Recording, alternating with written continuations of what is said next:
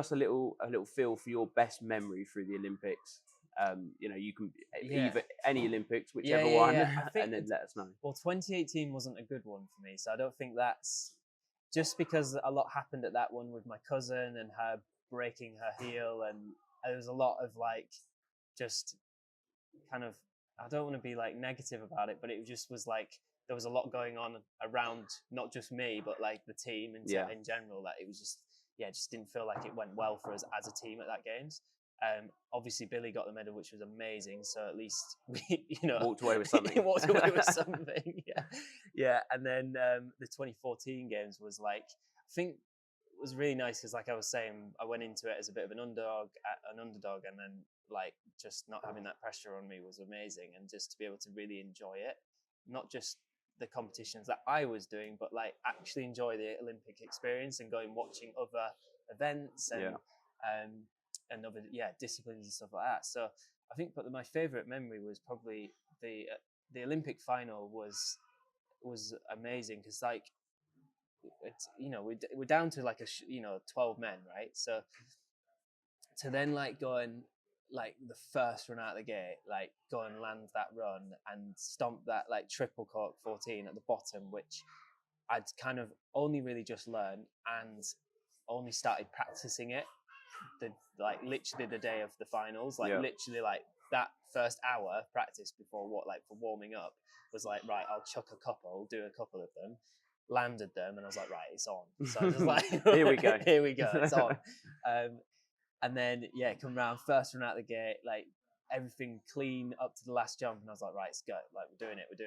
And then stomped that backside triple like deep. I remember it being really deep, and then scored like an 86 or something. I think off the top of my head, it might be different. Probably check Wikipedia. But it was, I think it was an 86. And then I was just like that. I was just mind blown because it put me into second place behind Sage, who actually went on to win it.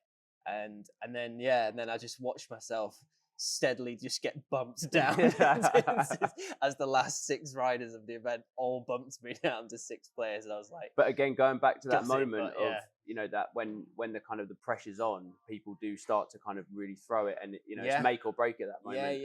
So, and just for the guys that are watching, when you say triple cork, what is that? Well, that's a warm-up trick for most guys. But for you back then, back then, that was like, well, at that time in snowboarding, that was like the trick, like that was like the pinnacle of the sport at that time, like doing backside triple corks, which is going upside down 3 times and spinning 1440 degrees rotation. That was like probably the biggest trick at that time. And now, like I say, 12 years later, it's like a warm-up trick for most guys. I mean, it is amazing how it's developed, though, isn't it? But that's, like airbags have now come into it. So like since I stopped competing at Olympic Games, we've got airbags which have changed the game massively, because people can just keep progressing in a safe environment and just keep trying, like, stepping up to 4 flips and 21. I don't even know what they're called anymore. Running out of numbers. Legit, the numbers have got ridiculous. But it's happening, and it's amazing to see the progression. So cool. No, I think that's that it just shows, doesn't it, how technology evolves and training facilities get better. Really, where's it going to kind of stop? And the Japanese team do it really well. I mean, there's a place called Quest in Japan, and they've really done it well. Like there's kids like you've never even heard of that are like 10, 11 years old, and they're doing like all 1900s, all different directions.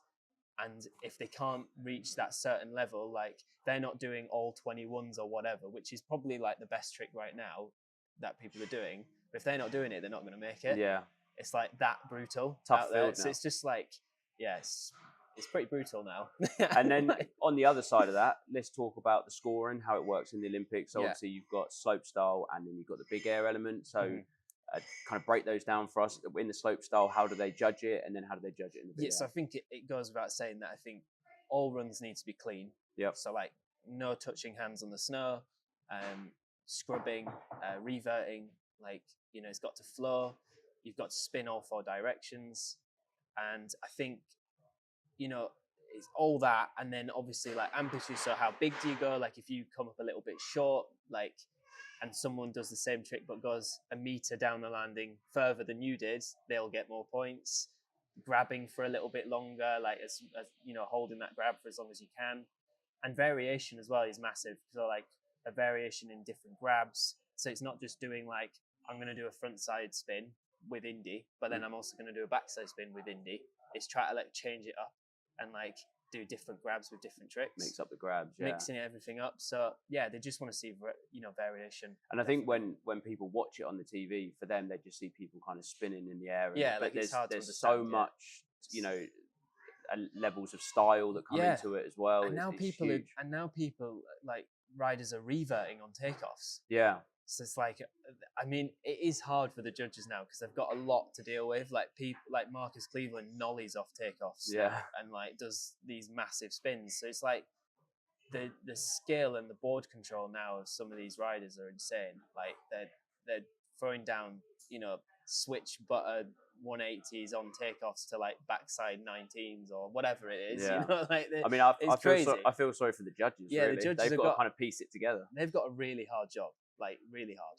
And then, so obviously we're talking mainly about the freestyle, the slope style, kind of side. We all there also is other elements of skiing and snowboarding in it. We've got what just let us know about them, because we've got border cross, border cross, ski racing. Obviously, you've got, you know, your alpine stuff. We've got amazing team, you know, throughout the whole.